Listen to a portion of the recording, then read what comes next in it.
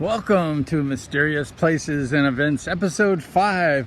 Today we're going to talk about Richard Ramirez and the Night Stalker, so stay tuned. Do you remember who the Night Stalker was?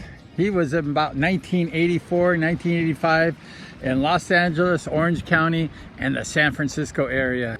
This past week, my friend named Alan, he went ahead and told me a story. He actually confronted the Night Stalker. That's what inspired me to do this video. Alan was in his bedroom and he heard a noise in this house, and he went into his mother's bedroom. I think she was a single mother at the time, and the Night Stalker was over his mother. And Alan said to this Night Stalker, "Get out of my house, get out of my house now." He yelled. He was only like a teenager, like 13-year-old boy. And the Night Stalker got up quietly and walked out of the house. I think he saved his mother's life.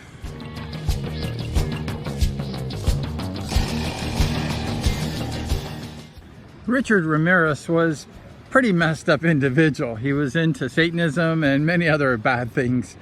He just was into drugs. He did a lot of cocaine, LSD. The guy just had many bad vices. And his last job he's known to work at, he was in the elevator and he molested 2 young children. And the boss said to Richard, "Get out of my business, you're fired." So that was the beginning of Richard's Night Stalker days.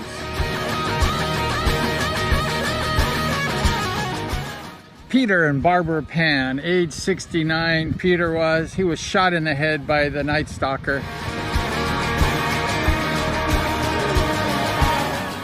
Richard Ramirez went ahead and shot the wife, Barbara, age 62, in the head and sexually assaulted her. After Richard Ramirez attacked Peter and wife, he went over to the San Gabriel Valley and attacked Doyle Alzaka, age 34. He shot him in the temple and killed him.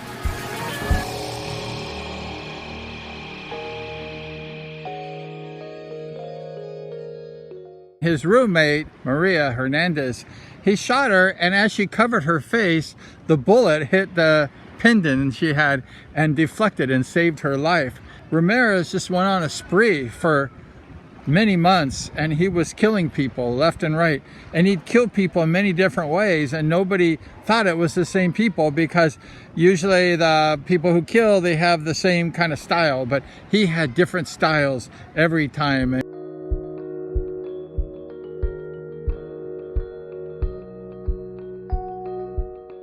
He would stalk people's houses. He would go and watch during the day and see what's happening, and then he would see his prey and he would watch them, and then in the middle of the night, like 3 or 4 a.m., he would sneak through a window or a door, and he would usually just kill people.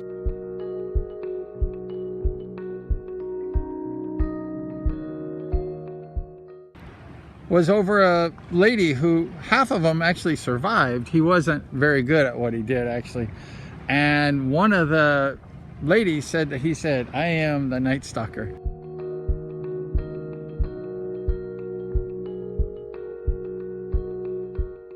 He actually named himself. Can you imagine that? And the lady lived to tell the tale.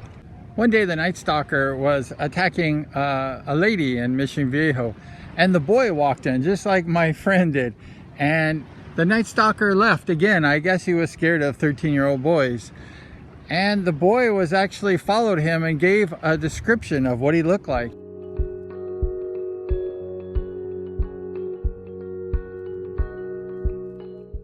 And that description helped lead to his arrest.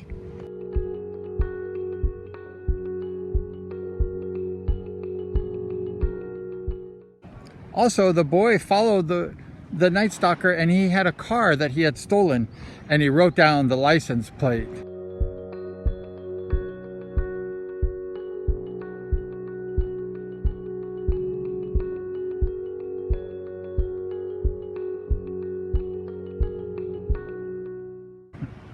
The license plate was 482 RTS. And they found the car, they did the fingerprints. He wiped down the fingerprints really well, but they just had lead on this guy.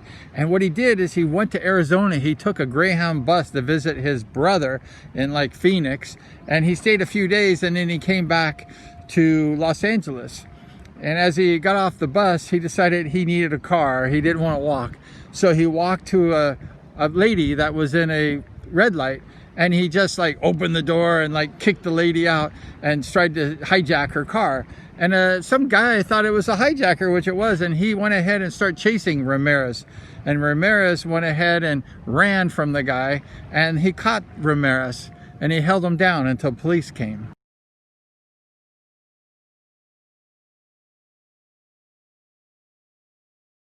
The young boy, James Romero, he had a sketch that helped lead to the arrest of the Night Stalker. They actually were putting him in the front page of every newspaper, and then everyone was looking out for the Night Stalker. They knew who he was. James was hailed as a hero. He was taken to the Orange County Sheriff's Department in Santa Ana, California. He was given like an ATV.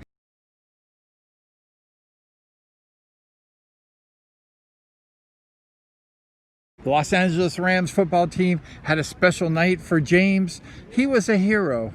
A few years later, during the trial of Ramirez, James testified against the Night Stalker for 2 days. And the Night Stalker was very mad and gave him bad eyes, and James just went for it. That's it, episode 5 of Mysterious Places and Events. We talked about the Night Stalker, Richard Ramirez. Until next time, please like, subscribe, and ring that bell.